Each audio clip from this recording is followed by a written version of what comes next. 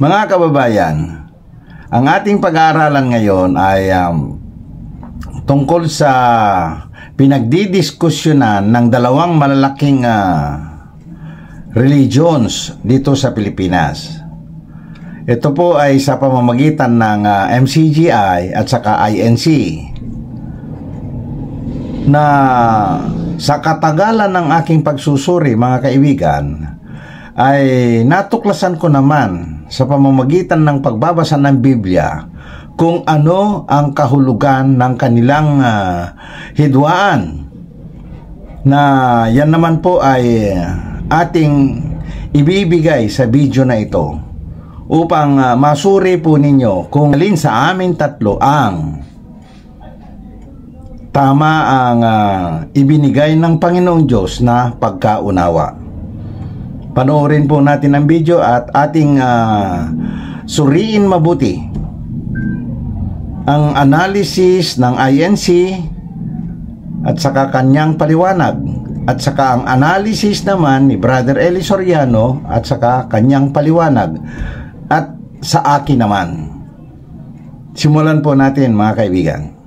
Basahin natin ang Juan, Kapitulo 10. Ako ang pintuan ng mga tupa. Sabi ng ating Panginoon Kristo. 7. Muli ngang sinabi sa kanila ni Jesus, katotohanan sinasabi ko sa inyo, ako ang pintuan ng mga tupa. At siya ang pintuan. Saan ka papasok?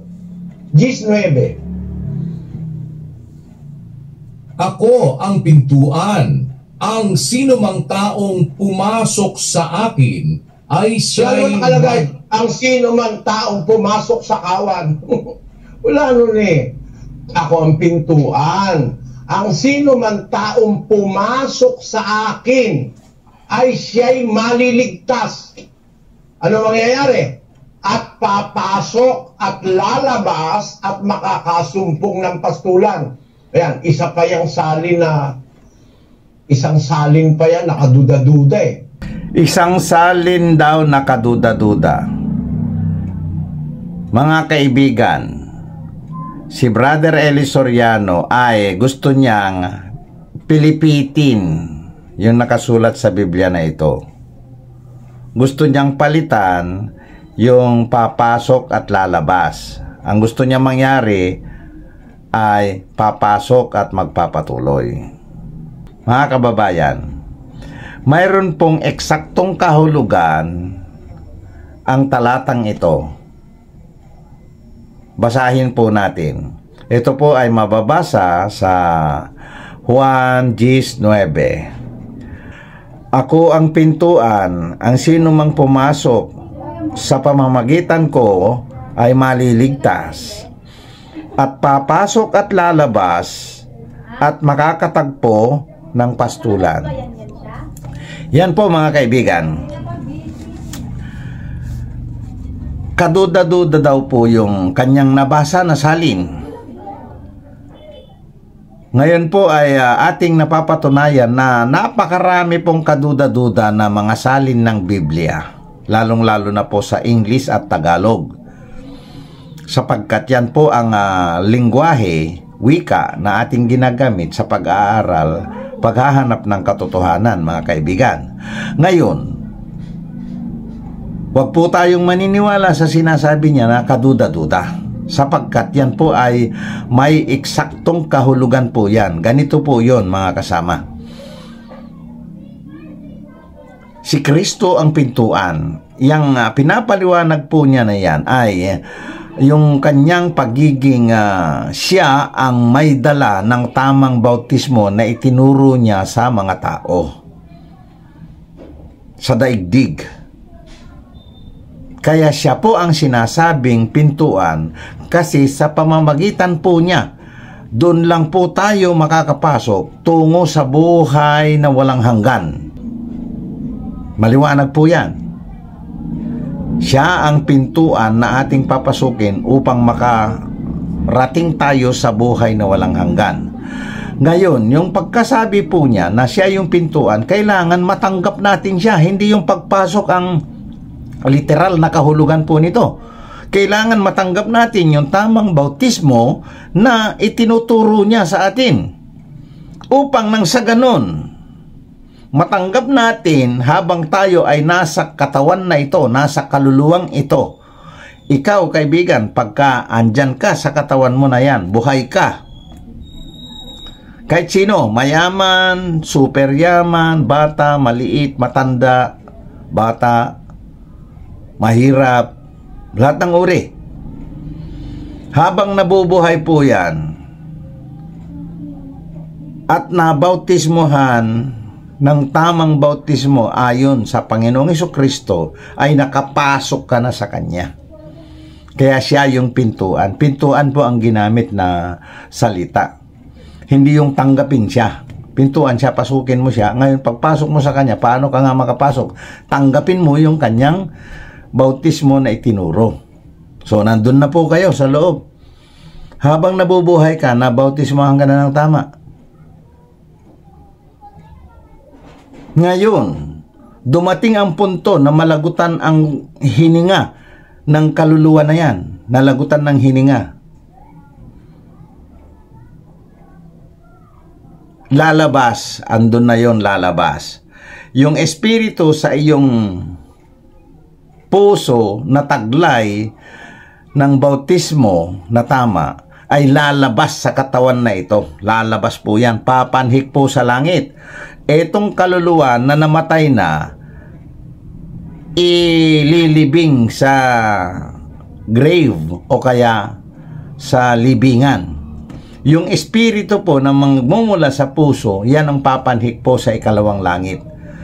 Ano ang nangyari? Lumabas. Paglabas po, papasok sa pangalawang pagpasok na yan sa ikalawang langit. Ang pagpasok na ito, yan yung ikalawang pagpasok, ikalawang bautismo ang papasukin mo doon, kaibigan.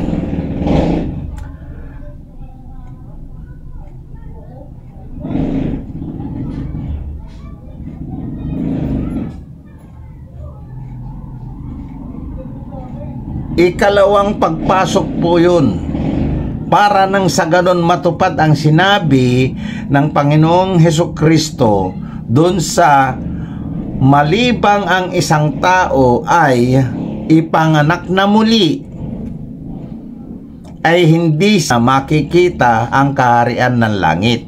Malibang ang isang tao ay ipanganak muli, ay hindi niya makikita ang kaharian ng langit. Yan po yung dalawang pagpasok at lalabas at makakasumpong ng pastulan. Yung pastulan po, yan yung paraiso. Naliwanag po ba? Ganito po yung dalawang pagpasok at lalabas na nakabanggit sa talata na iyan. Ang una, papasok ka, buhay ka pa dito sa lupa. Nabautismohan ka ng tama. Ngayon, pag namatay, yung tao na yan, lalabas. Pag lalabas ka sa katawang ito, papasok ka sa katawan na glorified body. Pag pumasok ka sa katawan na glorified body, papasok ka uli. At lalabas na naman muli sa ikalawang paglabas. At doon, papasok na ngayon sa kaharian ng Ama na siyang tinatawag na pastulan. Maliwanag po ba? Kaya kayong mga nakaanib dyan sa dalawang malalaking grupo na yan, mga kaibigan, inaanyayahan ko po kayo na magsuri pa po kayo, sapagkat ang tamang bautismo ay wala sa dalawang malalaking organisasyon, malalaking religion na yan. Wala po. Nagpapaliwanag ang Iglesia ni Cristo na mayroong dalawang pagpasok, dalawang paglabas. Tama po yan. Si Brother Eli Soriano, kinontra niya yun at sinabi pa niya na mali daw yung Biblia, kaduda-duda. Mas lalo pong mali si Brother Eli Soriano sa sinabi niya na yun, sapagkat yung talatang binasa nila ay tumpak na may katotohanan mangyayari upang ang tao ay maligtas.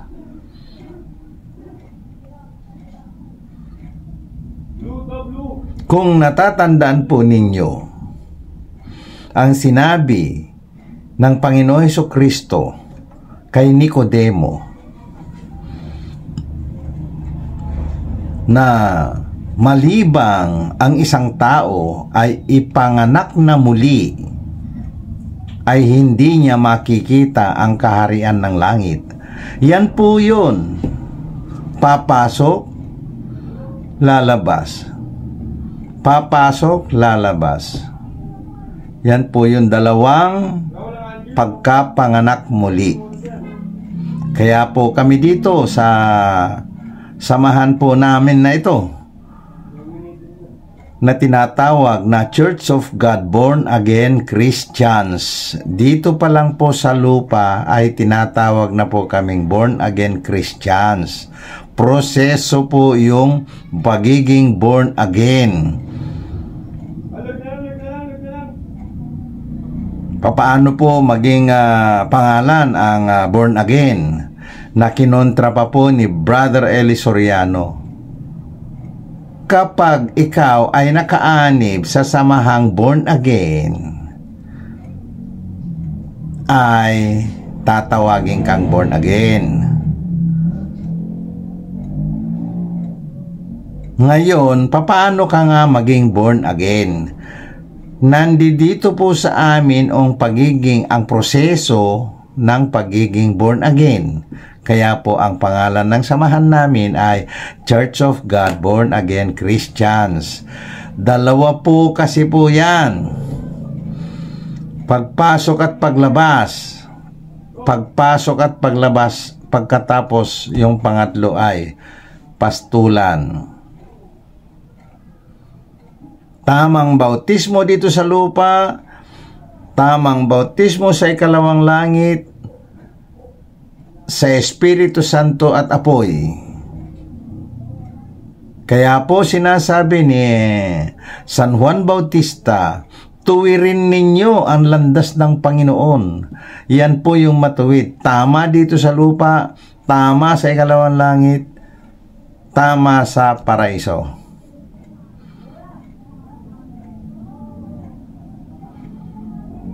Ngayon, kung hindi mo masumpungan ang tamang bautismo sa lupang ito, ibig po sabihin yan ay hindi ka makakapasok sa kaharian ng langit. Mayroon po nakasulat sa Biblia yan.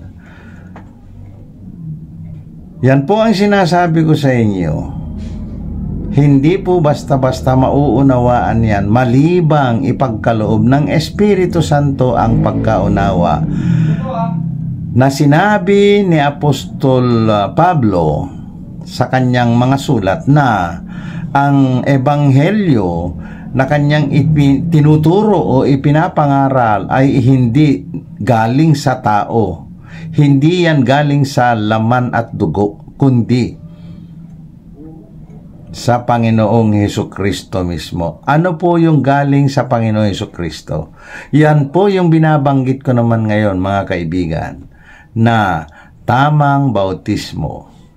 Sa panahong ito, malamang magugulat pa kayo.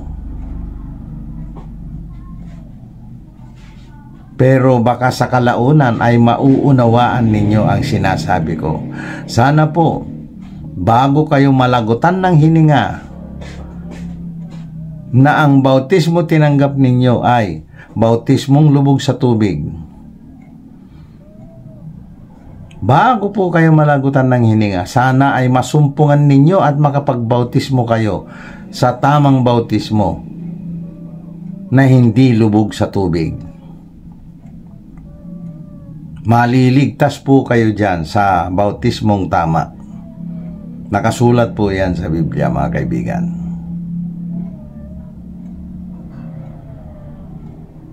Ituloy po natin ang video. Papasok at lalabas. Hindi naman ganun eh. Meron man naman papasok ka kay Kristo at lalabas ka. No? Kaibigan, dito mo na ngayon mapapatunayan kung taglay nga ba ni Brother Eli Soriano ang Espiritong Banal.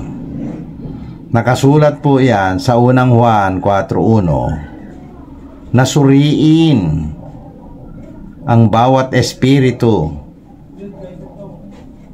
kung yan ay sa Diyos o hindi. Etong attitude ni Brother Eli Soriano sa maigsing napanood natin na ito, nakita po ninyo, meron ba ganong papasok ka kay Kristo at lalabas ka? Mayroon nga po, nakasulat nga po sa Biblia. Ito ngayon ang kinokontra ko naman kay Brother Eli Soriano na aral na itinuturo niya na mali. Dito ko nahalata naman na ang espiritong daladala niya ay hindi sa Diyos. Bakit? Hindi po niya naunawaan ang Juan 10:9. Ang Juan 10:9 po ay sinusuportahan ng 3 hanggang 5 hanggang 7. Basahin po natin.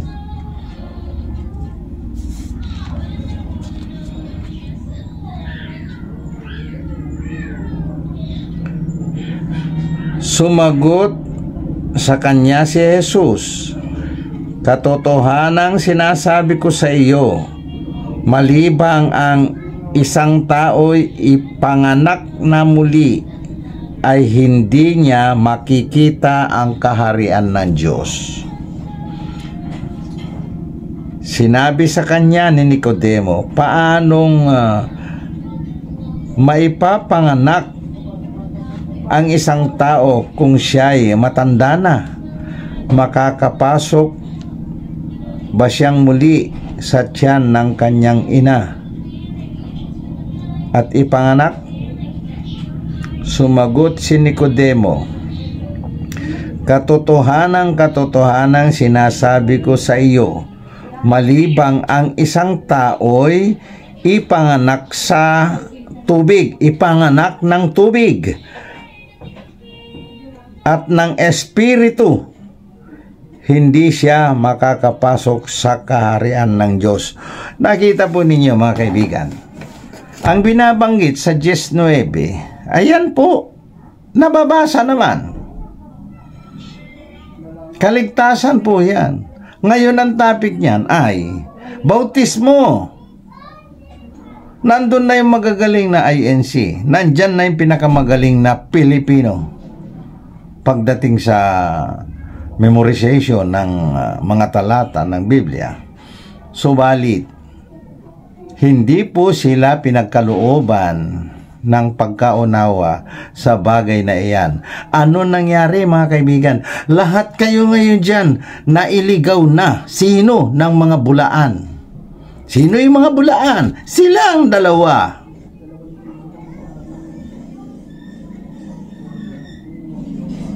O, tandaan po ninyo yan mga kaibigan.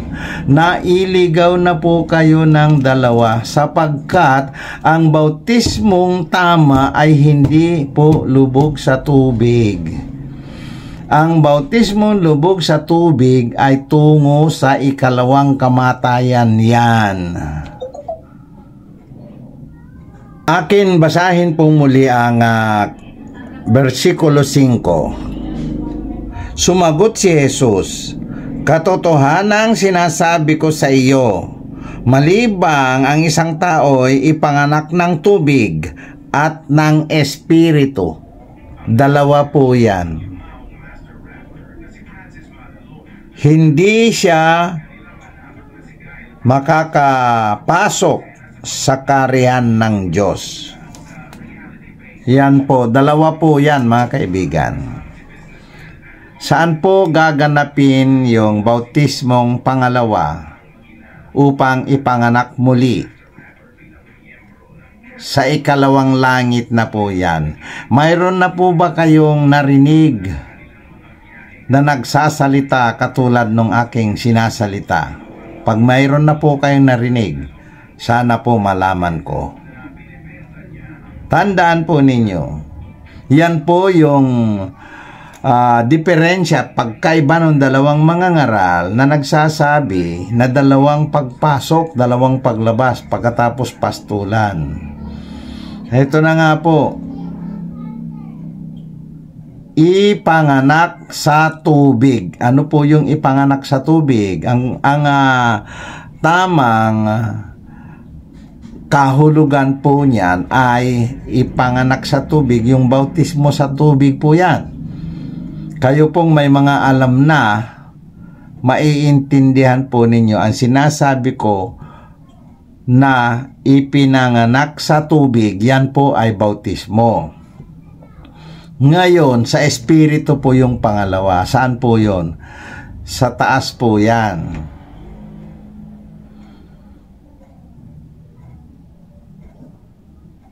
Pangalawa, dyan na po magaganap yung proseso ng pagiging born again.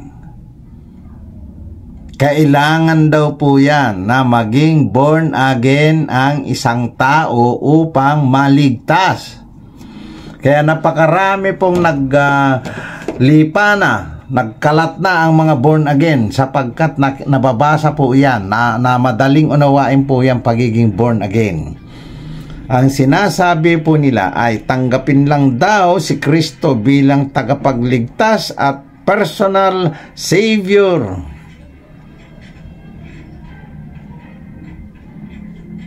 Ay, maliligtas ka. Imagination lang po nila yon. Wala silang tinatanggap na tamang bautismo. Nag-i-imagine lang po sila. Mali rin. Ngayon, sa 6, ang ipinanganak sa laman ay laman nga. Ito yung kaluluwa. At ang ipinanganak ng espiritu ay espiritu nga. Asan po yung espiritu natin? Sa alam po ninyo. Ang kaluluwa po ba? Mali. Ang espiritu po ay nasa loob ng puso natin, doon nakatira. Diyan po ang tahanan ng banal na espiritu, sa puso. Kapag namatay ang kaluluwang ito, yung espiritu sa loob ng puso ay papanhik muli. Yan. Kapag buhay pa ang tao, yung espiritu niya ay nasa puso. Pag binautismohan yung tao na yan, yung kaluluwa na to, binautismohan ng maling bautismo, napapatay yung espiritu doon. Kapag tamang bautismo, binubuhay naman yon. Kaya kayong binautismohan ng lubog sa tubig ay mga patay. Kayo ang mga espiritong nasa Hades.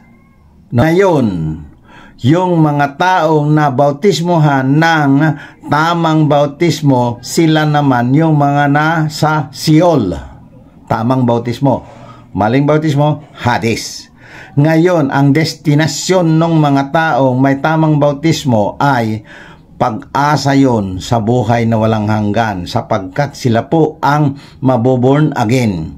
Yun pong binautismohan ng lubog sa tubig ay hindi na po siya maborn again, sapagkat pinatay na.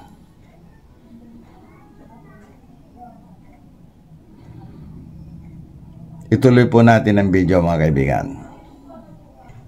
Ang ginagamit na salita doon sa papasok at lalabas ay ang salitang sa Grego. Alam mo kapatid, ito ating pag-aaral, ito hindi naman to karaniwang tinatakil sa mga Bible study.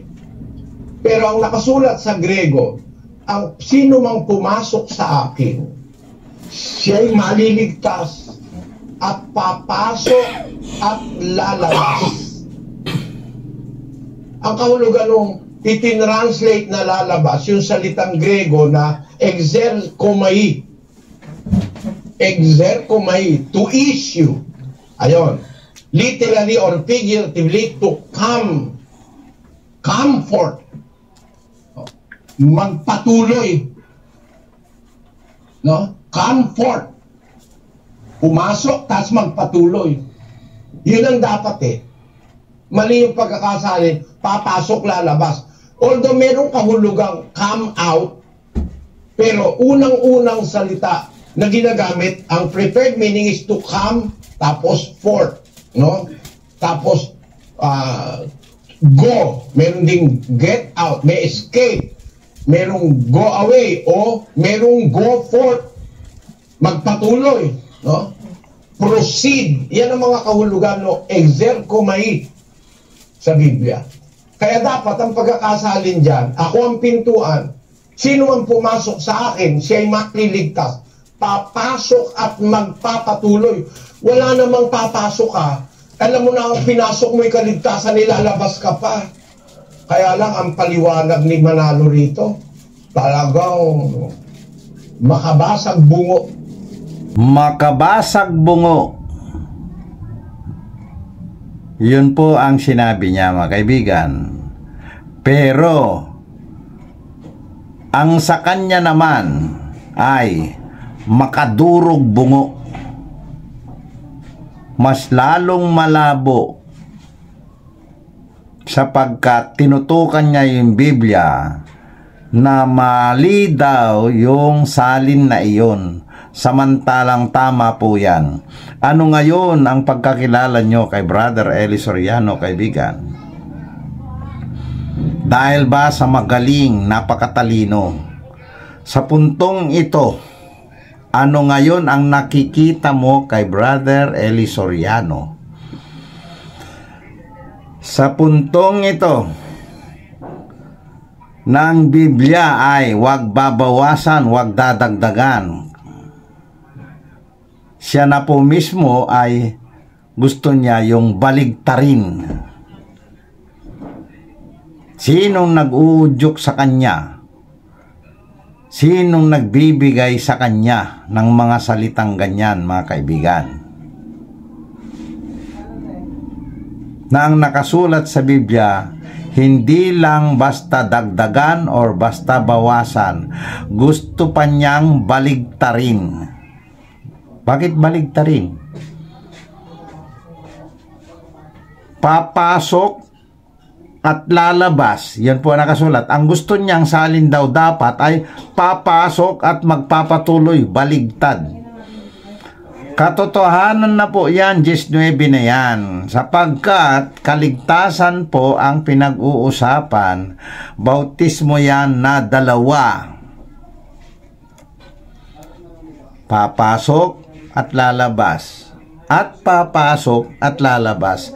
To be born again. Basahin po natin ng Juan 3:7. Huwag kang magtaka na aking sinabi sa iyo, kailangan kayo'y ipanganak muli. Ayan po ang pangalawa na pagkapanganak. To be born again. Yan po ang pangalawang pagpasok at paglabas. Pagkatapos po niyan, andun na naman sa pastulan. Yan na po yung destinasyon. Andun po yung pangako ng Diyos na buhay na walang hanggan. Pagtiyagaan po ninyo, suriin po ninyo ang mga salitang ito. Total po, nakasulat naman po sa Biblia, hindi naman po kayo magkakamali. Unang Juan 4:1, suriin ang bawat espiritu. Meron pa po sa Thessalonica 5:21. Basahin po natin. Ganito po ang nakasulat sa unang Thessalonica 5:21. kundi subukin ninyo ang lahat ng mga bagay, panghawakan ninyo ang mabuti. Ayan po mga kaibigan. Kung ang mabuti po ay ang tamang bautismo, at napatunayan po ninyo dito po sa Church of God Born Again Christians, ay may kaunting doktrina lamang po.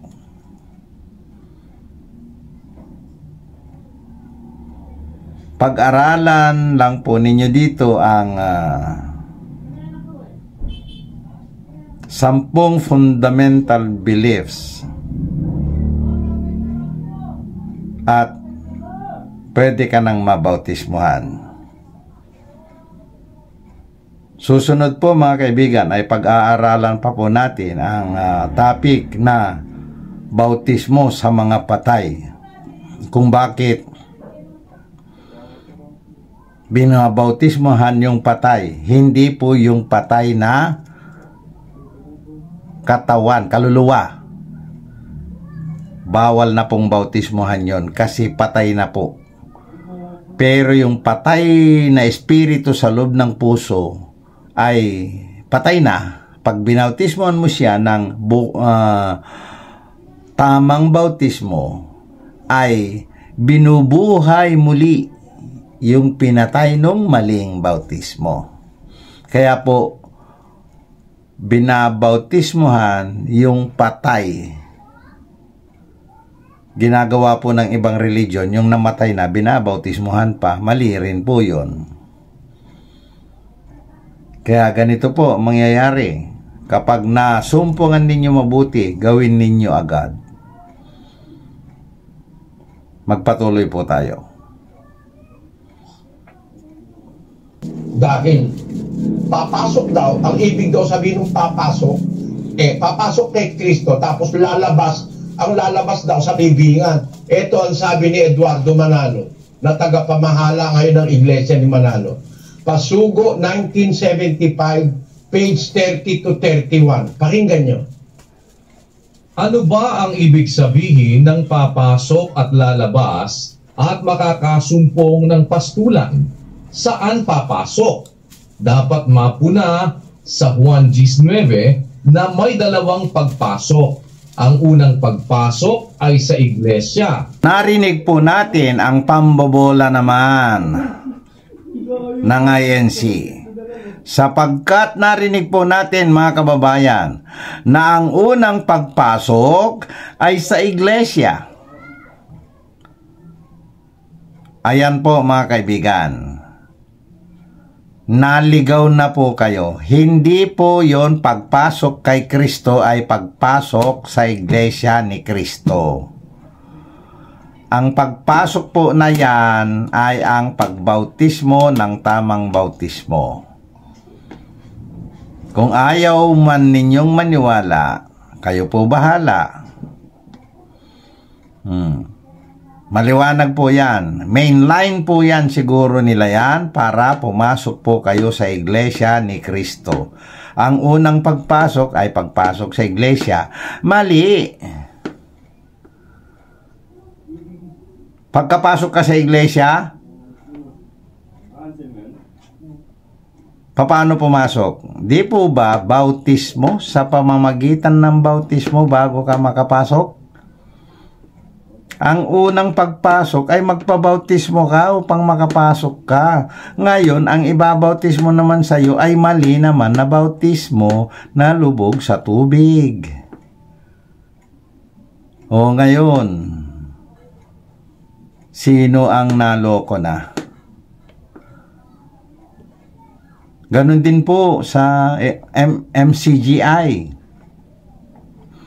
Hindi ka pa totally na nakapasok pag hindi ka pa nabautismuhan.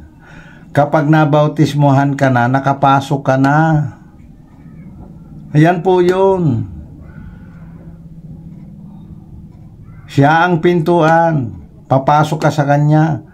Ano yun? Pag pumasok ka, mahahadis ka na kaagad dyan sa mga religion na yan. Ngayon at masumpungan ninyo ang mabuti naman, kayo ay bubuhayin muli sa tamang religion, tamang bautismo. Magpatuloy po tayo.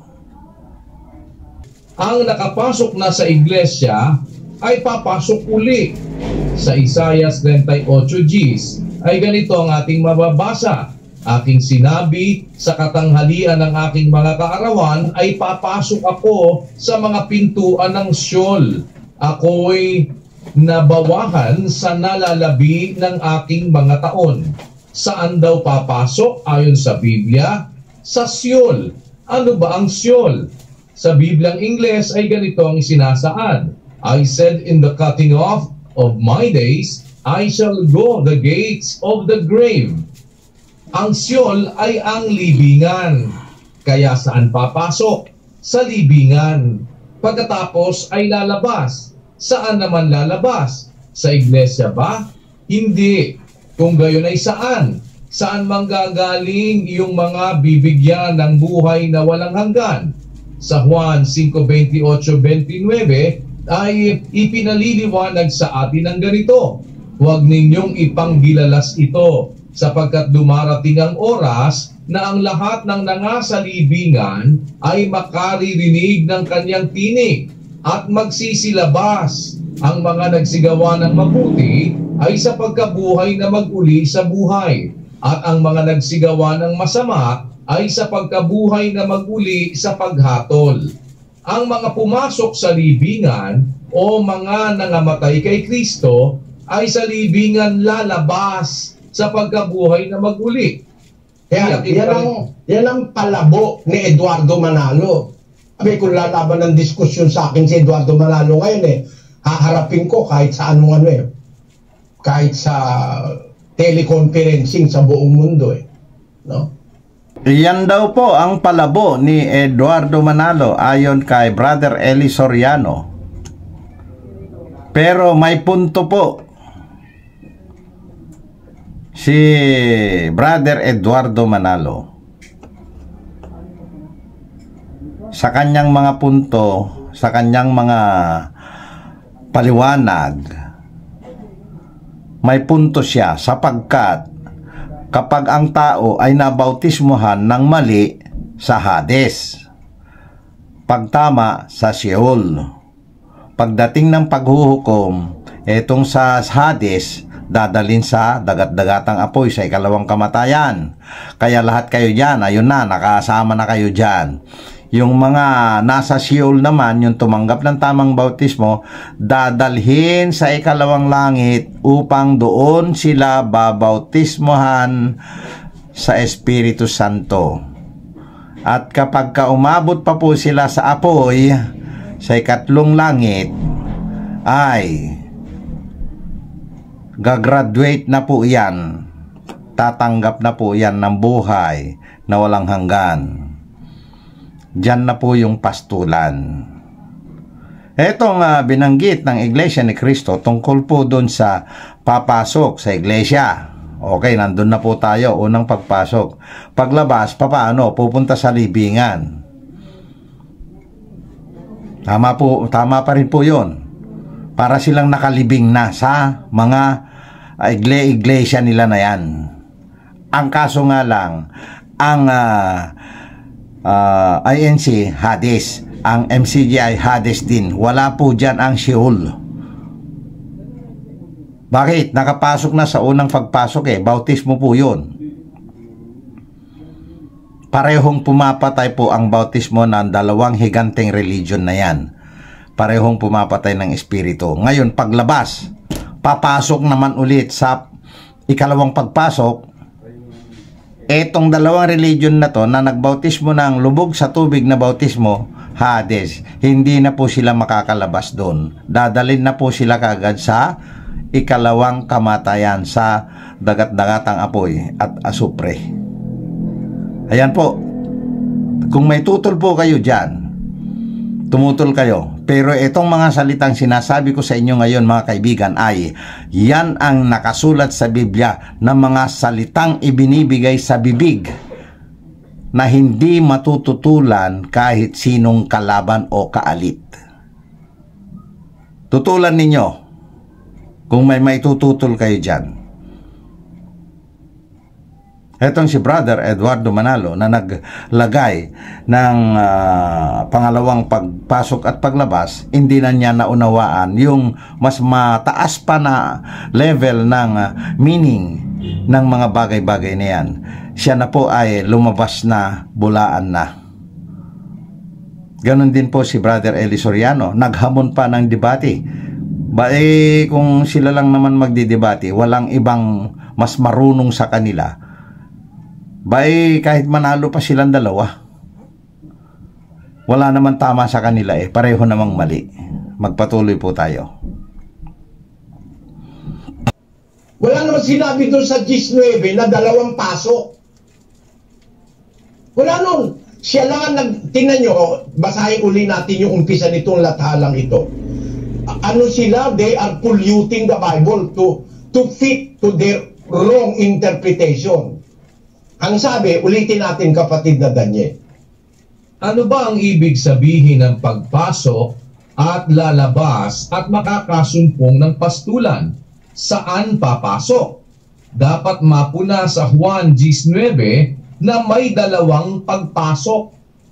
Nandun yung 2 pagpasok sa 19. Una'y papasok ka sa iglesia ni Cristo, tapos ilalabas ka sa libingan. Ba't ganon? Ba't napunta ron? No? Wala naman sinasabi sa 19 na 2 pagpasok. Basahin natin uli yung 19 mismo sa Biblia, kapatid na Daniel. Ako ang pintuan. Ang sino mang taong pumasok sa akin ay siya'y maliligtas at papasok at lalabas at makasusumpong ng pastulan. Paano mo sasabihin 2 ang pagpasok diyan? Pinakita muna, ako ang pintuan. Ang sino mang pumasok sa akin, siya'y maliligtas, papasok at magpapatuloy.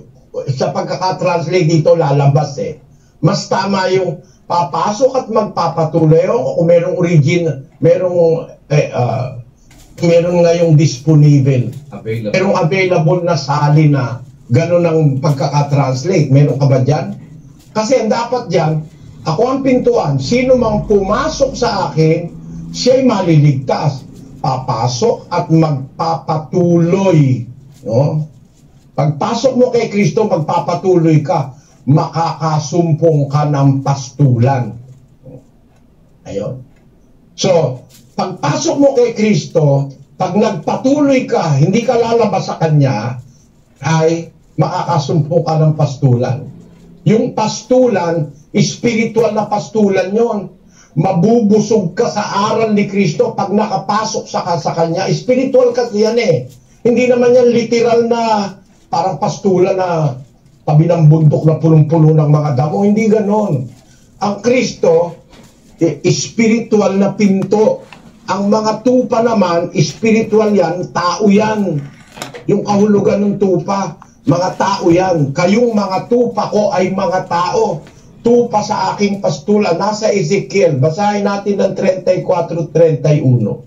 At kayong mga tupa ko na mga tupa sa aking pastulan ay mga tao. At ako'y inyong Diyos, sabi ng Panginoong Diyos. Spiritual meaning ng tupa, mga tao. Taong sa Diyos. Si Kristo ang pintuan. Papasok ka sa Kanya. At kung magpapatuloy ka, makakasumpong ka ng pastulan. Kaya papasok at magpapatuloy. Yun ang dapat na pagkakatranslate. Kasi kung ibabatay mo sa original Greek word na ginamit, exergomai, na magpapatuloy, will go forth, will proceed. Ngayon, bakit ko sinasabi ito, mga kapatid? Ano kinalaman ito sa tanong ni kapatid na Peter? Kasi nga, ganito. Mga kaibigan, hindi ko po pinutol yung mahabang pagtatalakay ni Brother Eli Soriano tungkol po doon sa talata na yan, sapagkat gusto ko pong mabuo ninyo na mapanood. Ang pagkaunawa ko po doon sa sinasabi niya, mga kaibigan, ay malayo sa katotohanan, lumalabas na sinungaling siya. Gusto niyang pilipitin yung nakasulat sa Biblia na at papasok at lalabas. Nakasulat po yan. Yung unang pagpasok, nandoon po sa first part. Ang sino mang taong pumasok sa pamamagitan ko, andun yung unang pagpasok. Nakita po natin, ang taas-taas ng boses niya. Palabasin na siya magaling. Kung mahina tayo, pati ako, nung mahina pa ako na hindi pa ako bumabasa ng Biblia, believe na believe ako. Ngunit, nung nagkaroon ako ng pagkakataon naman na bumasa ng Biblia, etong portion na lang na ito mga kaibigan, kung yan ay tatalakayin natin, depensahan ninyo kung gusto ninyo.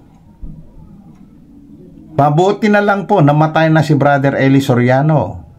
Kung hindi, maghaharap po kami niyan. Pero, tandaan po ninyo, nakadebate ko yan si Brother Eli Soriano noong 2019 sa pamamagitan ng mahigit 10 warriors niya sa Facebook. Yun po ang mga kadebate ko mismo, warriors niya sa Facebook. Pagkatapos, yung mga labanan namin sa Facebook ay ipinapadala, sinesend kay Brother Eli Soriano. That time, nahalata na ni Brother Eli Soriano na lumabas na ang totoong kalaban niya. Ako nga po yun, mga kaibigan. Alam niya na lumabas na yung totoong iglesia na makakalaban niya. Tingnan po ninyo, mga kaibigan. Loob lang ng 2 taon, kinuha na siya ng Diyos. Sapagkat pagkamatay niya, inilabas naman ako ng Panginoon Diyos. Eto ngayon, mga kaibigan, unang pagkakataon na marinig ninyo ang mga aral na ito, kakaibang aral sa buong daigdig. Kaya tayong mga Pilipino, magtulong-tulong tayo na magsuri. Pamalian ninyo ang sinasabi kong tamang bautismo. At kung magtatagumpay kayo, mananalo kayo. Kayo na yung tama. Tandaan po ninyo yan. Magpatuloy po tayo. Ang Iglesia ni Cristo, kung gumamit ng Biblia, lahat ng salin dala-dala, kahit na wala sa original yung isinalin doon, kahit yun paraphrase lang. Kasi may mga salin, hindi kasing eksakto ng mga manuscripts eh. May mga salin, tinatawag na yung paraphrase version. Pinapalitan yung salita na original para mas madali daw Ayan na po. Napansin po ba ninyo ang kalokohan ni Brother Eli Soriano? Pinapalitan daw yung original. Siya lang po kanina lang. Kapapasada lang po natin yung sinasabi niya, yung ginagawa niya na pinapalitan niya yung paglabas ng pagpapatuloy. Ganito po kasi ang nakasulat, mga kaibigan. At papasok at lalabas. Yan ang nakasulat po sa Biblia. Pero ang gusto niyang gawin na ay at papasok at magpapatuloy. Yan po ang gusto niya. Di ba? kalokohan ni Brother Eli Soriano, mga kaibigan. Napakaganda ng diction niya, napakaganda ng delivery niya, speech niya ng ganda. Kaso lang, makikita po ninyo ang kalokohan. Aakusahan niya yung kalaban, samantalang katatapos lang niyang palitan yung dating original. At sasabihin niya, mali daw salin yun. Anong gusto niya? Palitan niya na. Nakita nyo, tinuktokan siya ng Panginoong Diyos sa kagagawa na ng ganyan.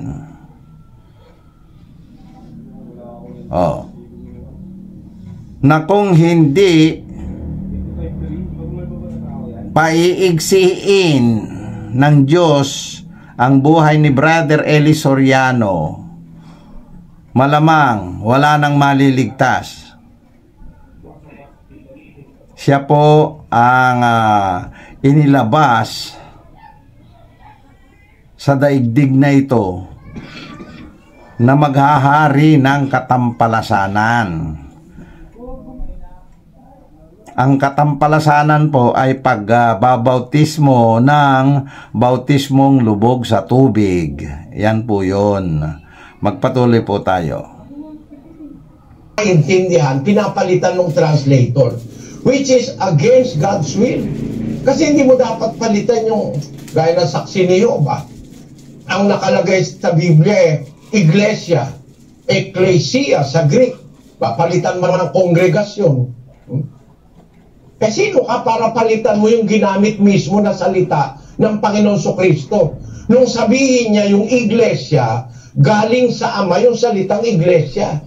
No? Ecclesia in Greek. May palitan ba naman ng saksi niyo ba ng congregation? Mali. Hindi ganun ang pananaw ko sa Biblia. Kung ano yung talagang sinabi, yun ang dapat mong ilagay.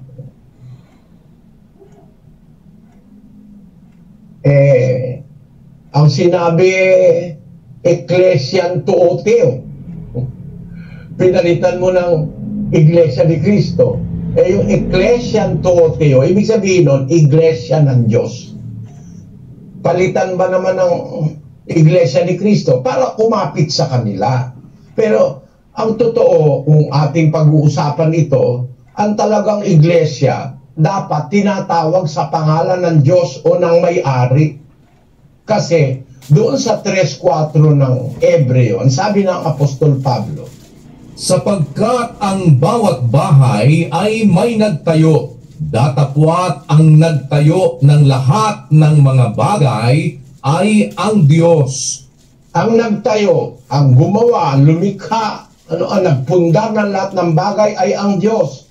Ano ang katwiran ng Diyos? Pag siya gumawa, siya lumikha, siya nagtayo, saan mo dapat tawagin? 43:7 ng Isaiah, sabi ng Panginoon, bawat tinatawag sa aking pangalan ay yaong aking nilikha, ay sa aking kaluwalhatian, yaong aking inanyuan, oo, yaong aking ginawa. Kaya sa tawag pa lang, makikita mo kung totoo Kasi sabi ng Diyos na may-ari, siya nagtayo ng lahat ng bagay, siya gumawa, siya ang etc.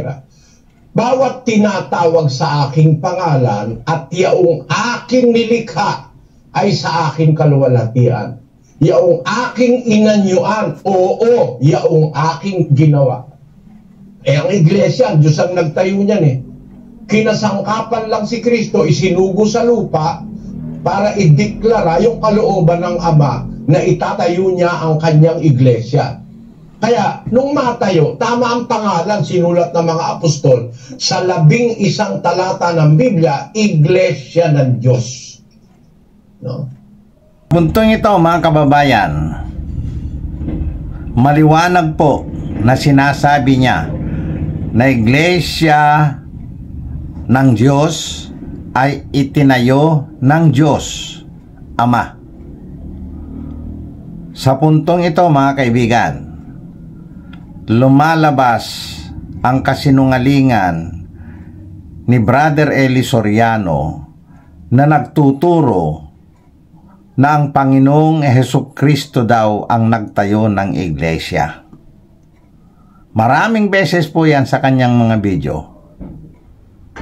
Pansinin po ninyo yung bagay na yan, mga kaibigan. Ilalaban pa niya yan na ang nagtayo daw ng iglesia ay ang Panginoong Hesukristo. Kaya ito pong si Brother Eli Soriano ay napakasinungaling na mga ngaral. Nakahanda po ako. Hinihintay ko po kayo na mga dedepensa kay Brother Eli Soriano. Pagdidibatihan din natin po yan. Magpapatuloy po tayo. Nakakuha si Manalo ng lamsa. Mali pa. Yun ang masama na papalitan mo yung nasa Biblia ng kung ano gusto mong ipalit. Na kagaya ng ginagawa ng ibang nagtatranslate at ng ibang gumagamit ng mga itinranslate. Kaya gaya nun, kailangan daw pumasok sa kawan. Hindi naman sa kawan papasok Papasok ka kay Kristo. Yun ngang magnanakaw, hindi naman pumasok sa kawan yun Pero maliligtas yun Ito na naman po, pumasok na naman po siya sa eksena nung magnanakaw na nakasama ng ating Panginoon Jesucristo sa Kalbaryo, kung saan ipinako ang ating Panginoon at pati yung dalawang magnanakaw ay ipinako naman sa bandang kanan yung isa at sa bandang kaliwa yung isa. Mga kababayan, ang bagay na ito po ang sinasabi ko na hindi naunawaan ni Brother Eli Soriano tungkol sa mga bagay na nakasulat dito. Dahil yung magnanakaw na sinasabi niya ay hindi daw nabautismohan, bakit daw naligtas? Ayan po, himay-himayin po natin ang bagay nito, mga kababayan. Magpatuloy po tayo. Bakit? Nakapasok kay Kristo yun tinanggap niya si Kristo bago siya mamatay Hindi nga nabautismohan yun Wala kang pakawan na napasok yun. Wala kang nakausap kahit isang kapatid sa iglesia yun Pero naging dapat yun. Kaya para sabihin mo, ang hindi pumasok sa inyo, walang kaligtasan, mali agad Hindi naman nakapasok yung magnanakaw. Pakita nyo sa akin na nakapasok yun. Hindi nga nabautismohan yun sabi ng pasugo, para ikaw makapasok sa iglesia ni Kristo, kailangan mabautismohan. Di ba meron tayong pasugo nun? Lagay mo nga, para raw makapasok, kailangan mabautismohan. November 1939, page 8, kapatid na Daniel. Upang maligtas naman ang mga tao sa huling araw na ito, kailangan ding pumasok kay Kristo sa pamamagitan ng pananampalataya. Ang pagpasok kay Kristo sa pananampalataya ay magagawa sa pamamagitan ng pagiging sangkap ng katawan ni Kristo o ng Iglesia ni Kristo. At upang ito ay mangyari, ang mga sumusunod ang mga kailangang gawin. Makinig ng mga salita ni Kristo sa pamamagitan ng pangangaral ng Iglesia ni Kristo. Sumampalataya sa napakinggan, magsisi, magbautismo sa pangalan ni Kristo. Pumasok sa iglesia, manatiling nakalapat sa pagkakasangkap at lumakad ng nararapat sa tawag na itinawag. Yan ang paraan daw ng pagpasok sa iglesia. Magsisi, sumampalataya, makinig, sumampalataya, magsisi, magbautismo. Ang nakapasok ay nabautismohan. Aba, si Manalo hindi nakapasok sa iglesia niya. Hindi siya nagpabautismo halimbawa, pagpalagay mo, tama yung salita niya. Siyong bang, nabautismohan ba yon? Yung magnanakaw? Hindi naman nabautismohan yun O ngayon, nakapasok ba yun o hindi? Ayon sa pamantayan nyo, para makapasok, dapat mabautismohan. Hindi nabautismohan, hindi nakapasok. Kasinungalingan na agad yung sinasabi nyo na ang hindi po papasok walang kaligtasan. Iyan ang kanilang turo lalo na nung tagapangasiwa nila ngayon. Basahin natin ang pasugo. Pakinggan nyo ito, mga kapatid. Hunyo 1976, pahina 29, sinulat ni Eduardo V. Manalo, hindi maliligtas ang nasa labas ng Iglesia ni Kristo. Kaya hindi raw maliligtas. At alam niyo kung ano raw ang kapalaran ng nasa labas? Pakinggan natin si Eranio Manalo. Alam ko na marami pong hindi sangayon sa mga kaibayo natin sa pananampalataya. Hindi sila papayag, Iglesia ni Cristo lang ang tagapagmana. Hindi sila papayag, tayo lang ang tinubos. Pero mga kapatid, may katubusan ho ba sa labas? Kaya hindi pwede magmana nasa labas ng iglesia. Paano ka pa mamanahin sentensyado ka sa apoy? Pag nasa labas ka pala ng iglesia nila, sentensyado ka na sa apoy. Aba, edi sentensyado ba sa apoy yung magnanakaw sa krus? Aba, hindi. Mali. Bakit? Hindi nga nabautismoan yun eh. Pansinin po ninyo ang kalokohang aral ni Brother Eli Soriano. Ibinibida niya yung magnanakaw na napako sa krus na hindi nga daw nabautismohan yun, bakit naligtas? Yan po ang magaling na Soriano na kinikilala natin na napakagaling. Kaso hindi po ibinigay sa kanya ang pagkaunawa kung bakit naligtas yung mga nakapako sa krus. Hindi po ibinigay sa kanya ang unawa tungkol sa bagay na iyan. Nababasa naman po niya palagi na ang dalawang iyon ay napasama sa mga banal.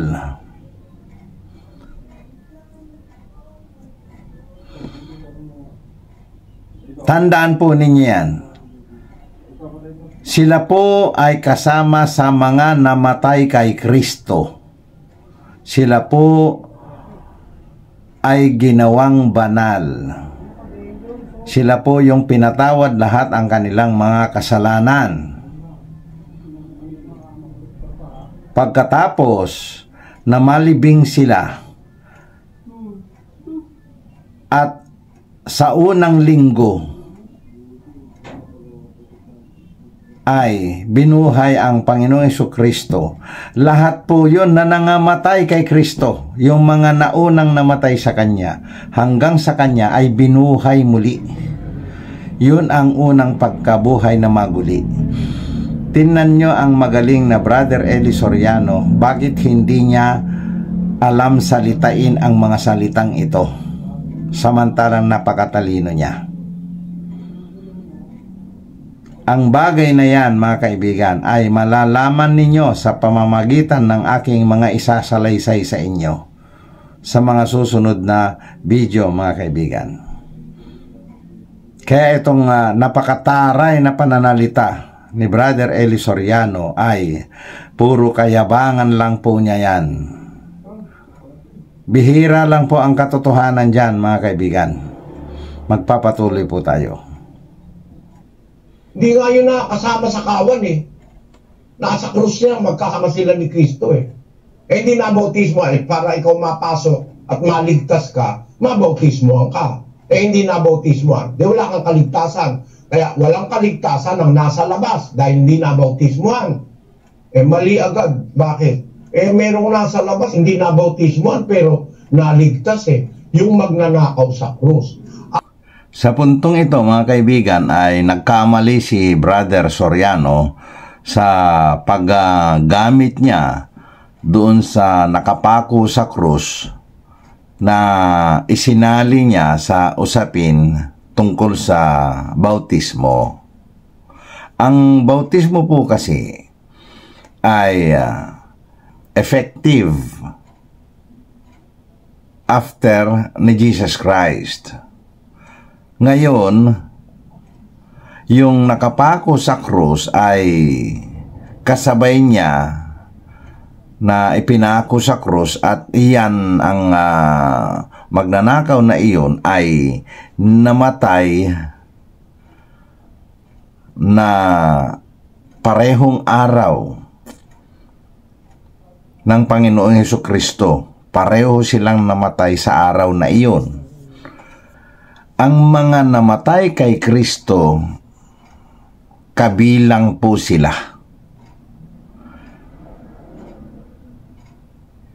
Yung nakasulat sa Tesalonika, ang mga namatay kay Kristo kabilang po sila. Sila po lahat na namatay kay Kristo ay ginawang banal. Yan po ang sinundo ng ating Panginoong Hesukristo dito sa lupa at dinala niyang bihag.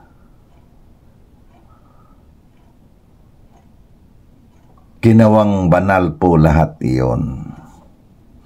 Ngayon, bakit daw naligtas? Hindi naman nabautismuhan. Tingnan po ninyo itong si Brother Soriano. Napakagaling, napakatalino. Pero dito po natin mapapatunayan na siya ay isang magnanakaw ng salita ng Diyos.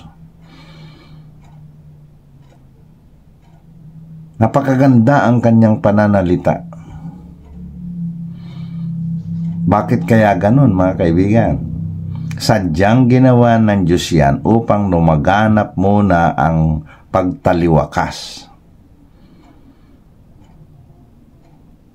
pagtalikod.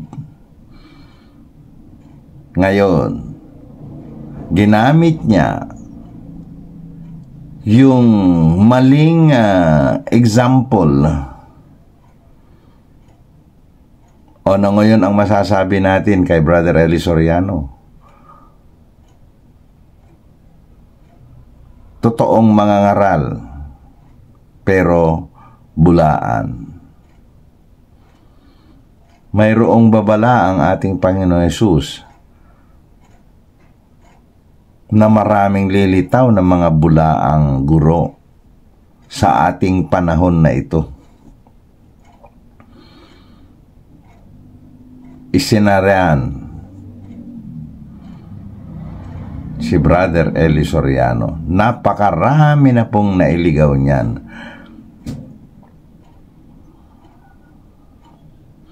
Yun pong kasama niya sa paraiso na magnanakaw. Hindi lamang po isa iyan, sapagkat lahat po na mga namatay kay Kristo ay binuhay po silang lahat. Binuhay po muli silang lahat.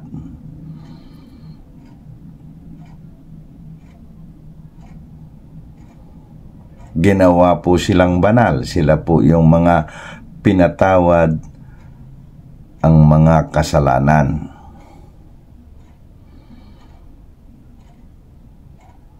Ngayon, pagkatapos ng crucifixion, lahat naman po na hindi mabautismohan ng tamang bautismo ay tinatawag na hindi tumatalima sa kautusan. Kayo po, mga tagapakinig, tumatalima po ba kayo sa kautusan? Oo nga, tumatalima nga po kayo sa kautusan sa pagkaalam ninyo. Subalit, maling pagtalima ang ginagawa ninyo. Kaya magsuri po kayo kung tama nga ba ang inyong kinaaaniban. Tama nga ba ang pagtalima ninyo sa bautismo? Baka mali. Okay, dalawang tao po yan yung bautismohan. Tama po ang Iglesia ni Cristo sa sinasabi nila sa analysis.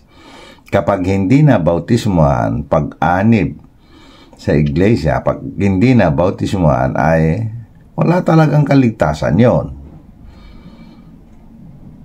Kasi ang pumasok sa Panginoong Hesukristo ay maliligtas nga. Siya na mismo ang nagsabi. Ang pagpasok sa Panginoong Hesukristo ay bukod tanging tamang bautismo lamang. Hindi yung nag-imagine lang, nagsalita lang, na hindi tumanggap ng bautismo ng tubig. Sinabi po mismo ng ating Panginoon Jesucristo yan sa aklat ni Juan. Katotohanan sinasabi ko sa inyo na malibang ang isang tao ay mabautismohan ng tubig. Basahin po natin. Mababasa po natin sa ikatlong Juan, Kapitulo 5. Ganito po. Sumagot si Jesus, katotohanang sinasabi ko sa iyo, malibang ang isang tao'y ipanganak ng tubig at ng espiritu, hindi siya makakapasok sa kaharian ng Diyos. Ang liwanag po ang mga talata na ito. Malibang ang isang tao ay mabautismohan ng tubig. Therefore, ang mga pananalitang ito, ang Panginoong Jesus ay nagbibigay ng instruksyon sa pagbabautismo, tamang pagbabautismo sa tubig.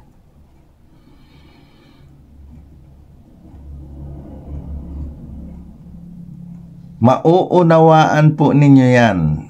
Pagtiyagaan lang po ninyong sundan ang aking mga sinasabi. Subalit ngayon, kaibigan, tandaan po ninyo, matutunan man ninyo ang tamang bautismo, subalit ang Panginoong Diyos ay ginawa niya lahat ng mga bansa nagmula sa isa. Sa akin po nagmula yung tamang bautismo. Kailangan po ito madudugtong-dugtuan lang yan. Wala na pong pagpapahayag ang iba, kundi ito na ihayag na po yung tungkol sa bautismo na iyan.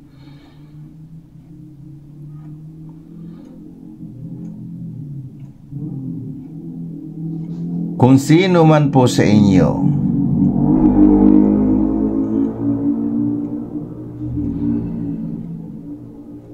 ang mag-aaral at matutunan niya ang tamang bautismo na aking sinasabi, at ginawa niya, itinayo niya ang iglesia at nangopya siya ng bautismong tama, imitasyon na po yun. Ang Panginoong Diyos ay gumawa ng mga bansa. Ang nakasulat po sa Biblia ay ginawa ng Diyos mula sa isa ang lahat ng mga bansa. Yan po ang katotohanan. Magmumula lamang po sa isa ang tamang bautismo. Dito na nga po yan ngayon. At marami pang iba. Basahin natin ang 2:13 ng Roma. Pakinggan nyo. Sapagkat hindi ang mga tagapakinig ng kautusan ang siyang mga ganap sa harapan ng Diyos, kundi ang nagsisitalima sa kautusan ay aariing mga ganap. Pakinggan mo po ito, kapatid na kapatid na Peter. Hindi yung tagapakinig ng kautusan ang siyang ganap, kundi yung nagsisitalima sa kautusan ang aariing ganap.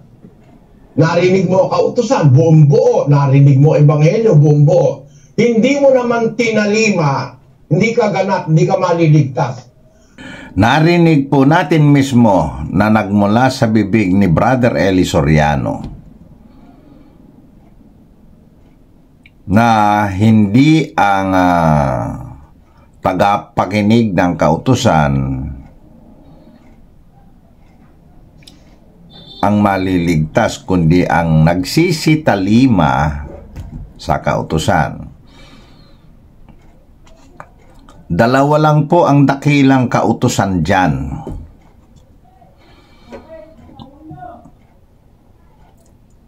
Yung dalawang kautusan dyan ay nagkamali pa si Brother Eli Soriano. Ganito po yon. Sinasabi niya na pagdating daw ng ating Panginoong Hesukristo ay hindi na daw yung 10 utos ang susundin.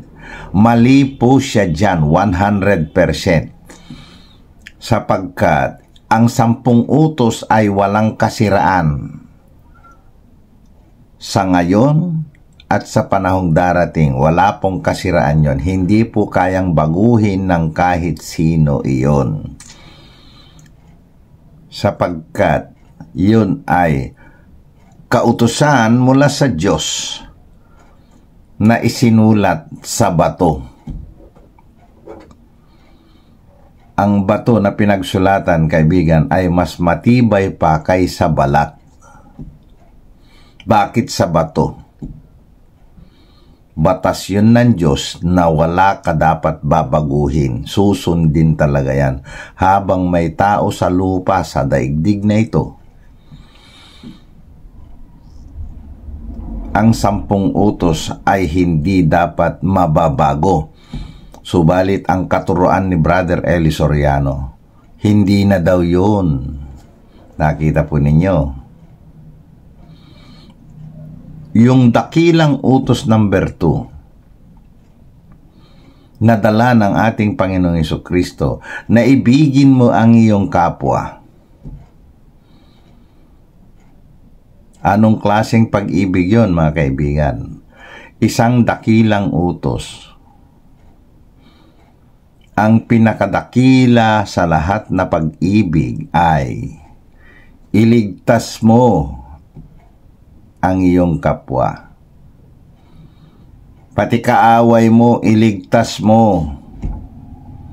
Yan po ang mensahe ng dakilang utos, tumatalima sa kautusan.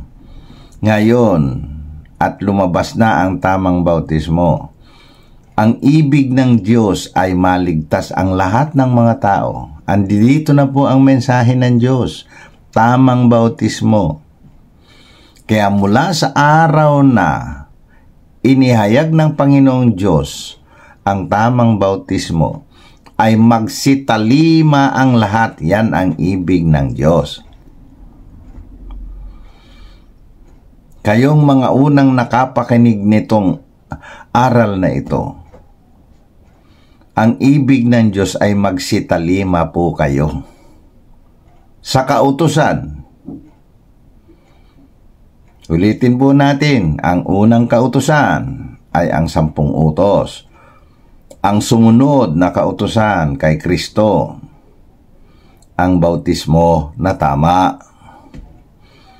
Yun, kung sino ang nagsisitalima sa dalawang dakilang utos na iyan, ay maliligtas. Yan po ang sinasabi ng Panginoong Jesus. Isinulat sa Biblia nang sa ganun ay mabasa natin at unawain. Nababasa nga ninyo, nababasa nga ng mga leaders, mga pastor, nababasa nga ni Brother Eli Soriano,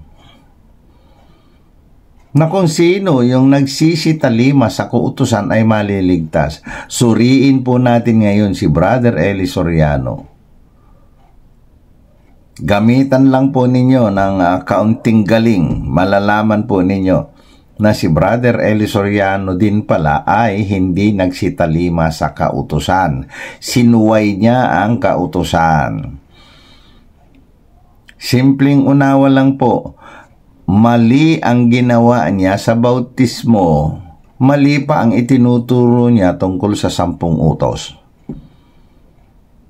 Sige mga kababayan, magpaloko kayo, sige lang.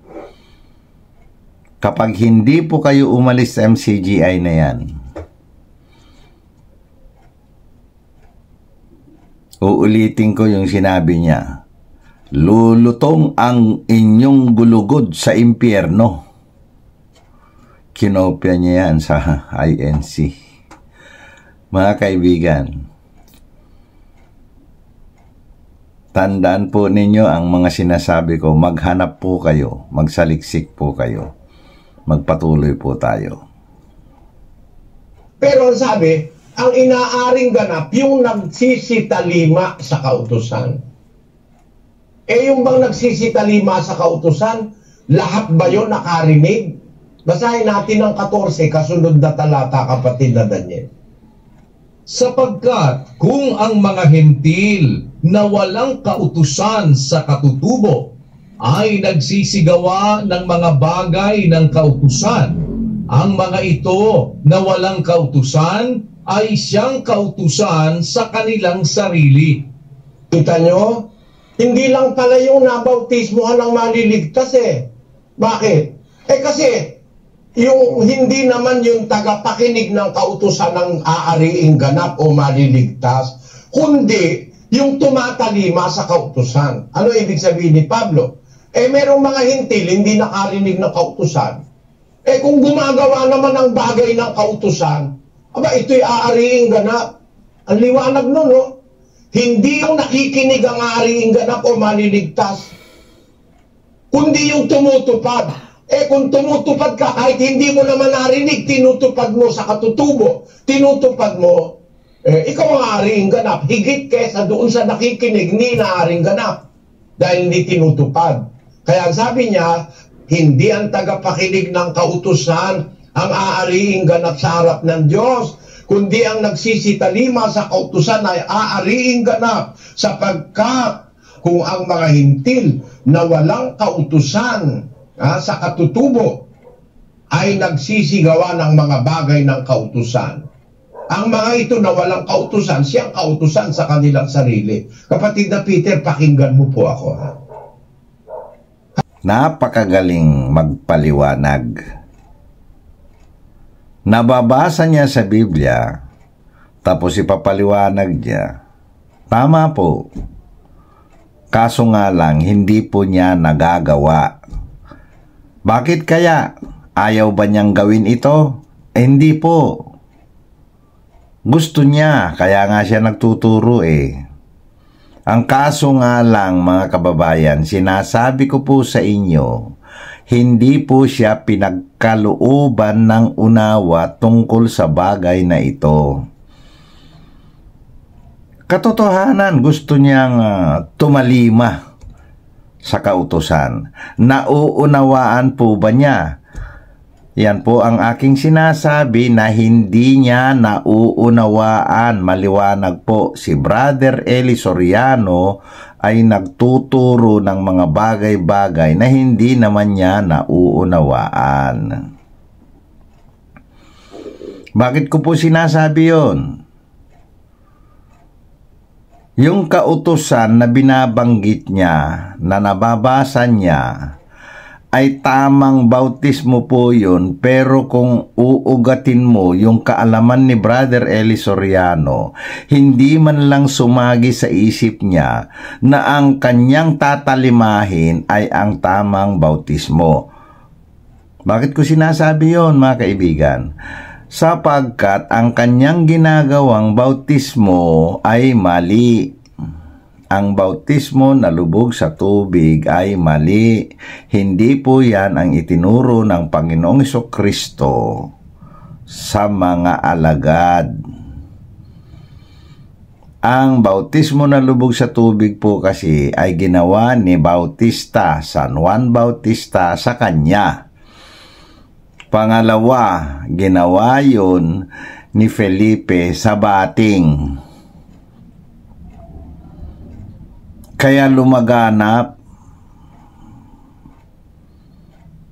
Kaya yung bating, nung pagkaahon niya sa tubig, inagaw si Felipe ng Espiritu ng Panginoon. At yung bating naman ay nagpapatuloy. sa panahon natin, ang Brother Eliseo Soriano ay nabautismohan ng lubog sa tubig. Kaya ngayon, pag-ahon naman niya sa tubig, nangaral na siya, nagturo na siya, at nagsimula na rin siyang magbautismo ng lubog sa tubig. Ano yung lubog na tubig? Lubog ng tubig na bautismo, kaibigan. Tungo po yan sa kamatayan. Isa pang tawag dyan ay bautismo tungo sa pagsisisi. Kaya po sinabi ni Apostol Pedro, magsisi kayo at magbautismo. Ano yung magsisi at magbautismo? Kasi po sila, yung mga sinasabihan na bautismohan na ng bautismong lubog sa tubig. Ngayon at natuklasan nyo, yung bautismo tungo sa buhay na walang hanggan ay magsisi kayo at magbautismo sa pangalan ni Jesus, ang sabi niya.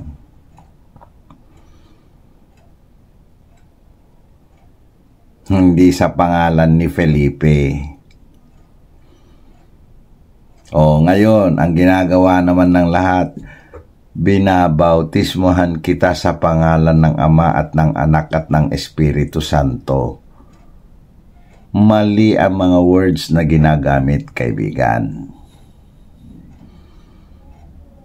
Magpapatuloy po tayo. Halimbawa, yung tatay ni Manalo, yung nanay niya, wala pang, palagay natin, totoo yung inyo. Yung tatay ni Manalo, yung nanay niya, yung lola niya, yung lelang niya, hindi pa nakatayo ang iglesia niyo na totoo. Gumagawa naman ng mabuti. Yung kabutihang nasa kautusan. Hindi naman nangangalo niya yung lolo niya. Hindi naman nangangalo niya yung lola niya. Hindi naman ang aagrabyado. Hindi naman pumapatay ng tao. Mabuti namang makisama sa kapwa. Ikaw ang Diyos ngayon. Dadalhin mo ba yun sa impyerno? Sintensyado na ba yun sa apoy? Gaya ng sabi ni Eranio Manalo? Napakalupit ng nakilala niyong Diyos. Pansinin mo, kaibigan. Tama po ba ang pananalita ni Brother Eli Soriano? Mali. Ang tama po yung nakasulat sa Biblia. Ang sinabi ng Panginoong Hesukristo ay ganito: ang pumasok sa pamamagitan ko ay maliligtas. Ito po kahulugan niyan. Ang pumasok sa pamamagitan ng tamang bautismo ay maliligtas. Maliwanag po yan. Paniniwalaan mo po ba yan o paniniwalaan mo yung mga salitang binitiwan ni Brother Eli Soriano?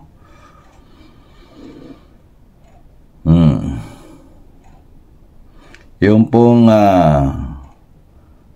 kasama ng Panginoon Jesucristo sa krus na magnanakaw. Oo, sinabi ng Panginoon Jesus doon na sa araw na ito ay kakasamahin kita sa paraiso. Bakit? Sila po ang mga ginawang banal.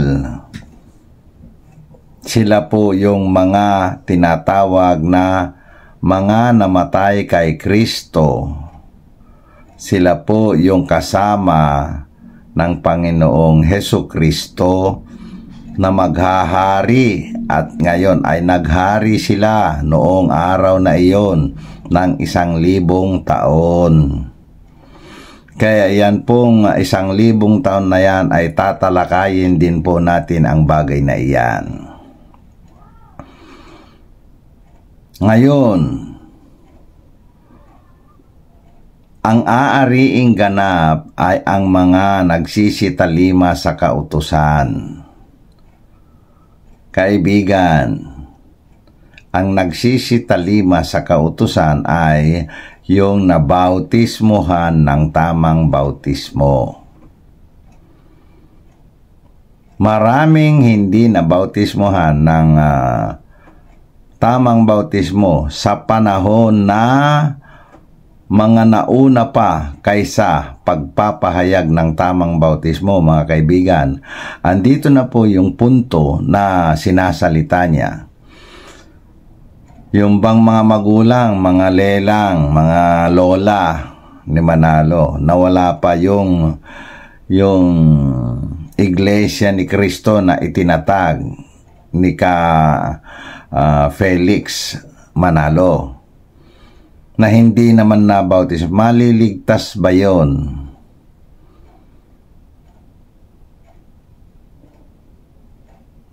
Ang sagot ko po dyan, mga kaibigan, nauna 1914 yung INC, 2018 itong Church of God.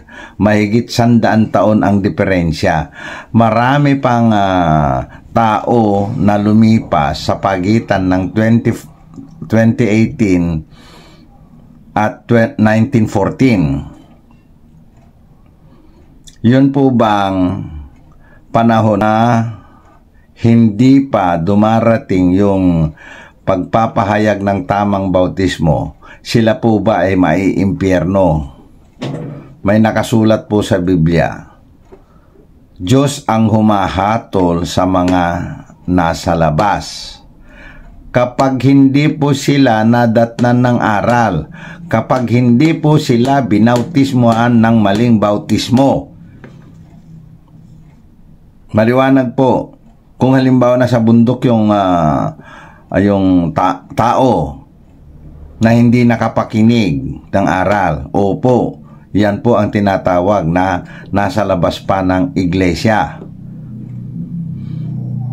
na hindi nakapakinig. Ngayon, ang lahat po ng mga magulang, lelang yan, nakapakinig po lahat yan kasi nasa civilized areas yung mga tao na binabanggit niya. At saka, isa pa po, na magmula kay Felipe, nagsimula na yung pagpapalaganap ng bautismo na lubog sa tubig. Nagsimula pa po nung pagpanhik ng Panginoon Jesucristo sa langit. Si Apostol Pedro ay nagpasimula na po yan sa bautismo na ginagawa ngayon ng mga Katoliko. Tiyak yun, alam po ni Apostol Pedro ang pagbabautismo, tungo yan sa kaligtasan. Kaya nagbabautismo na po yan. Pinasimulan niya po kaagad sa bilang na 120 sa Jerusalem. Subalit, ang masasabi ko po, yung bautismo ni Icar, Iglesia Katolika Apostolika Romana, yun po ang tinatawag natin na Katoliko. Ang bautismo po nila na buhos ay tama, subalit ang mali ay ang mga words na ginagamit kapag nagbabautismo. Ito po yung mali sa bautismo ng Iglesia Katolika Apostolika Romana. Sasabihin ko po binabautismohan kita sa pangalan ng Ama at ng Anak at ng Espiritu Santo. Mali po yan. Bakit? Ang dapat ihuhuli po dyan ay ang Ama. Sapagkat ayon kay Panginoong Hesukristo mismo na ang pinakadakila ay siyang huli.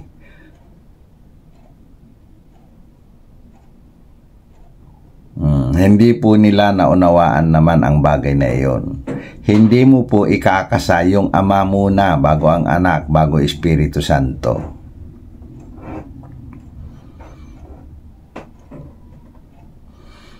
Sa mga bagay na yan ay tatalakayin din po natin sa ibang video. At masyado na pong mahaba ang video na ito ngayon at malamang tatapusin na lang po natin yung ating tinatalakay bago sa ibang episode na naman po tayo. Magpapatuloy po tayo. Yung ipinakikilalang Diyos ng Biblia ay marunong magligtas yun kahit hindi sumasampalataya. Ang Diyos daw na ipinapakilala ng Biblia ay marunong magligtas kahit hindi sumasampalataya. Kasinungalingan po ni Eli Soriano yan, kaibigan. Kaya kung ikaw ay napaanib niyan, mag-isip-isip ka na po. Ang nakasulat po sa Biblia ay, ang sumampalataya at mabautismuhan ay maliligtas. Pero narinig po natin sa kanyang bibig, marunong daw magligtas kahit hindi sumasampalataya. Kasinungalingan po yan. Kapag naniwala po kayo sa mga sinalita ni Brother Eli Soriano na iyan ay tama, magiging mali na yung sinabi ng ating Panginoong Jesucristo na malibang ang isang tao ay mabautismuhan o ipanganak ng tubig. Ang ibig po sabihin niyan ay mabautismuhan sa tubig. At ng Espiritu, yan, dalawa po yan, ay hindi makakapasok sa kaharian ng langit. Yan po ang mga sinabi ng ating Panginoon Jesucristo. Itong sinasabi ng ating Brother Eli Soriano ay mali na. Ngayon, kaibigan, ibinigay na po lahat ng Diyos sa pamamagitan ng Biblia, ng mga isinulat, lahat po ng gampanin ng tao. Pangahas siya nung sabihin niyang marunong magligtas ang Diyos na ipinapakilala ng Biblia. Pangahas po siya dyan. Panghihimasok sa mga nakalagay na sa Biblia. Ang kaso nga lang, binuhay siya na napakatalino upang madaya nga ang sanglibutan, upang lumaganap nga sa buong daigdig ang katampalasanan. Ngayon ay naganap na. Magpapatuloy po tayo. Kahit yung tao hindi sumasampalataya, pero wala kasing narinig na kautusan. Paano sasampalataya kung di nakapakinig? Walang narinig na kautusan. Pero isa siyang lalaking mapagmahal sa asawa, mahusay magpalaki ng anak, mahusay magpamilya. Yun ba iimpyernuhin mo? Hindi naman niya kasalanan na hindi siya nakarinig ng kautusan. Maraming mga panahon lumipas. Walang Biblia, walang kopya ng Biblia. Walang telebisyon, walang radyo. Namatay yung mga tao, yung mga ipugaw dun sa Mountain Province. Namatay sila na walang narinig na aral. Hindi naman nakarating si Kristo doon sa Ipugaw. Nangangaral ang mga apostol at si Kristo sa Jerusalem, ginagawa yung rice terraces.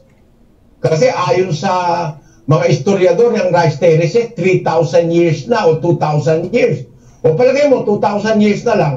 Nung ginagawa yung rice terraces sa Ipugaw, nangangaral si Kristo sa Jerusalem, mga apostol. Hindi naman nakarating doon sa Ipugaw.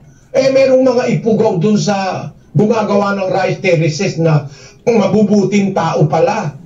Ba't ba gumawa ng rice terraces? Kasi takot sila dun sa mga kapatagan, pinag-uusig sila. Kaya doon na lang sila sa bundok. Para sila mabuhay, pinagtiyagaan nilang gawin nilang mga taniman ng palay yung bundok. Di mabubuting tao ito, mga industrious people. Ngayon, hindi man sila nakarinig ng kautusan, gumagawa naman sila ng kabutihang nakasulat sa kautusan. Iimpyerno mo ba ito? Sisintensyahan mo sa apoy? Hindi ganun ang Diyos. Sabi ni Pablo, yung mga hintil na walang kautusan sa katutubo, hindi nakapakinig, nabuhay sa kuweba, nabuhay sa bundok, walang Biblia pa, wala pang mangangaral, wala pang radyo, wala pang telebisyon. Pero kung gumagawa naman sa katutubo ng mga bagay ng kautusan, di nangangalo niya, di man niya narinig na bawal mangalo niya, di naman siya nangangalo niya. No? Hindi naman siya nagnanakaw. Hindi naman siya nananakit ng kapwa. No? Merong ganun kasi mga taong sa katutubo may pag-ibig sa kapwa. Ngayon lang naman sa huling panahon, ang sabi ni Pablo, sa mga huling araw, darating ang panahong mapanganib. Kasi ang mga tao, maibigin sa sarili, maibigin sa salapi, walang katutubong pag-ibig. Pero nung araw, may katutubong pag-ibig ang mga tao. No? Kung yung mga tao na yon ay hindi nakapakinig, namatay, pero gumagawa naman ng bagay ng kautusan, sabi ni Pablo, aariing ganap yun. Kaya wala kang mababasa sa Biblia na sinabi ni Kristo ng mga apostol na labas natin, wala nang maliligtas. Walang ganon. Sabi nga ni Kristo, nung merong isang tao na nagpapalayas ng demonyo sa kanyang pangalan, nakita ng mga apostol, Panginoon, nakakita kami ng isang tao, nagpapalayas ng demonyo sa pangalan mo. Pinagbawalan namin siya sapagkat hindi siya sumusunod sa atin. Sagot ni Kristo, huwag niyong pagbawalan sapagkat walang taong gumagawa ng makapangyarihang gawa sa pangalan ko na pagdakay makapagsasalita ng masama tungkol sa akin, sapagkat ang hindi laban sa atin ay suma sa atin. Tanyo? Si Kristo may pataan sa mga tao eh. Itong mga pamilya Manalo, walang pataan. Pag hindi ka kasama nila, impyerno lang. Sadla ka sa impyerno. Maling aral yan, mga kapatid. Hindi totoo yan. Kawawa naman yung kanununuan ni Manalo. Dahil hindi nabautismoan, sa impyerno lahat yun. Hindi. Kung ako hahatol, kahit na hindi pa sila nabautismoan sa iglesia itinatag ng apo nila, kung sila naman ay mabubuting tao, wala man silang narinig na kautusan, pero gumagawa naman sila ng kabutihan, paraan ng Diyos yun para maligtas. Kahit hindi sila nakasampalataya, pwede silang maligtas. Mahaba po yung ating pinanood na parte ni Brother Eli Soriano. Pero mga kaibigan, yan po ay kasinungalingan na naman. Suriin po ninyo ang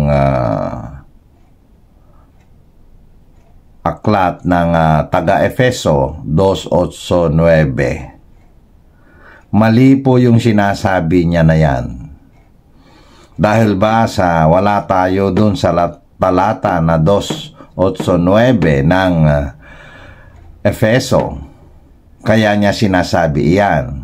Tandaan po ninyo, magkalaban po ang mga salita niya pagdating doon sa Efeso 2:9. Napakagaling po sa daldalan yan si Brother Eli Soriano. Napakagaling sa daldalan. Taltalan. Diyan po siya ngayon naging bilyonaryo. Aanhin pa nga niya ngayon yung mga bilyonaryo na tinipon niya dahil sa galing niya. Patay na siya. Wala rin. Pinag-aawayan na ngayon ng mga naiwan niya. Tuloy po natin upang matapos na natin ang ating ina-analyze na video, mga kaibigan. Trugis ng unang Timoteo, pakinggan niyo.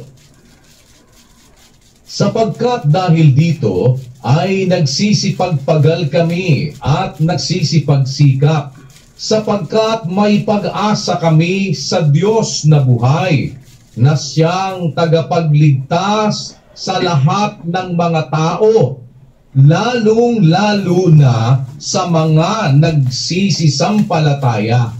Ang Diyos, pwede niyang iligtas ang lahat ng mga taong gusto niyang iligtas, lalo na ang nagsisampalataya. Ano ibig sabihin? Pati hindi sumasampalataya, pwede namang iligtas ng Diyos eh. Bakit? Nauunawaan ng Diyos yun, matuwid siyang hukom eh. Paano sasampalataya? Hindi nga nakarinig ng kautusan. Eh sabi ni Pablo, ang pananampalataya nang gagaling sa pakikinig. Eh hindi nga nakarinig, paano sasampalataya? Pero hindi man nakarinig ng kautusan, gumagawa naman ng mabubuting bahagi ng kautusan, ang mga ito aariing ganap, sabi ni Pablo. No? Kaya kapatid, yung interpretasyon ng mga pastor mo na kailangan pumasok at pag hindi pumasok sa kawan, wala nang kaligtasan, mali agad yun. Naunawaan mo po, kapatid na Peter? Opo. Naunawa ko po, Brother Eli. Salamat po sa Diyos. Pagpalain kayo ng Panginoon, kapatid. Ang galing po. Naunawaan daw po nung nagtanong ang sagot ni Brother Eli Soriano. Anong naunawaan po niya doon? Isang iglesia ni Kristo ang ginanap niya. Na nagtanong kay Brother Eli Soriano at sinagot naman ni Brother Eli Soriano, ang ending ay naunawaan nung nagtanong. Sino ang naunawaan? Kasi po ang tanong niya ay, totoo ba na ang Iglesia ni Kristo lamang ang maliligtas pagdating ng paghuhugom sa pamamagitan ng paggamit ng talatang Juan 19? Hindi naman po napagbigyan yung nagtatanong na makipagtalakayan. Hindi rin po naman napagbigyan yung side ng mga Iglesia ni Kristo na depensahan. Tapos ngayon tong nagtatanong na isang Iglesia ni Kristo daw, kaanib ng Iglesia ni Kristo daw. Kung totoo ha, baka gawa-gawa lang. Biglang naunawaan na lang. Pansinin po ninyo ang video na yan, mga kaibigan. Yan po ay in-upload. Pag-aari po yan ng MCGI ang video na yan. Alin po ang naunawaan nung nagtanong? Naunawaan niya na mali ang INC, ganun po ba? Eh mali rin naman si Soriano. Alin po doon ang naunawaan niya? Si Soriano. Mali rin po naman. Narinig po ninyo ang mga punto ko.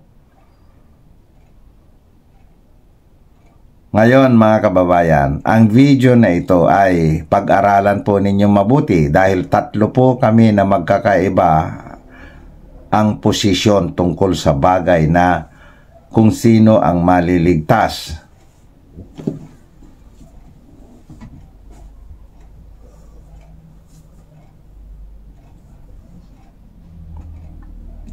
Ang video na ito mga kababayan ay inyong saliksikin, pag-aralan mabuti at suriin ninyo dahil tatlo po kami na magkakatunggali tungkol sa bagay na yan. Malalaman po ninyo kung sino ang may dala ng katotohanan. Suriin po ninyo mabuti, malalaman po ninyo kung kaninong espiritu ang sa Diyos. Magpapatuloy po tayo. Salamat po, salamat sa Diyos at tuloy po kayo ng pakikinig, kapatid. Dito po magtatapos ang video na ating inaanalisa mga kaibigan.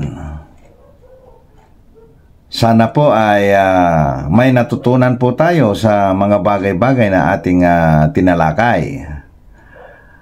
Tayo po ay umasang gabayan tayo ng Panginoong Diyos Ama sa ating pagsasaliksik ng katotohanan upang makamit natin ang ating kaligtasan. Maraming salamat po sa inyo at maraming salamat sa Diyos. Amen.